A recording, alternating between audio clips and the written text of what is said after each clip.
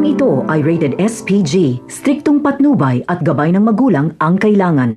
Nangako si David na may pera siya, kaya kahit wala silang trabaho ni Rigor ay makakakain sila. Pero ang inaasahan ni David na pera ay inaasikaso pa ni Atty. Vera, kaya nakasalalay ang kabuhayan nila Rigor kay Atty. Vera. Pero makakapag-isip-isip na ng tama si Atty. Vera, kaya hindi na siya magpapakita kay David. Hahayaan niya na lang na mapunta sa tunay na tanggol ang kayamanan ng mga kabalyero. Ayaw ni Atty. Vera na madamay siya sa pagbagsak ni David. Kaya naman, ang ipinagyayabang na pera ni David ay wala pa. Kakapusin sila sa pagkain dahil si Rhoda at Tinding lang ang naghahanap buhay. Ayaw kasi palabasin ni Rigor si Marites kahit anong mangyari. Hanggang sa darating sa puntong mapuputulan sila ng kuryente dahil hindi ito mababayaran. Kaya dito na masusunog ang bahay ni Rigor dahil kandila na lang ang kanilang gagamitin bilang ilaw sa gabi.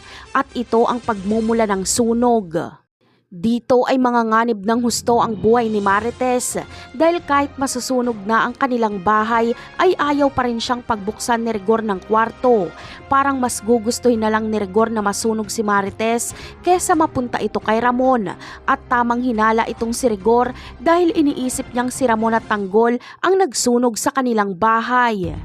Buti na lang ay magtutulungan ang mga tao sa San Dimas para sa pilitang buksan ang bahay nila Rigor at ililigtas nila si Marites.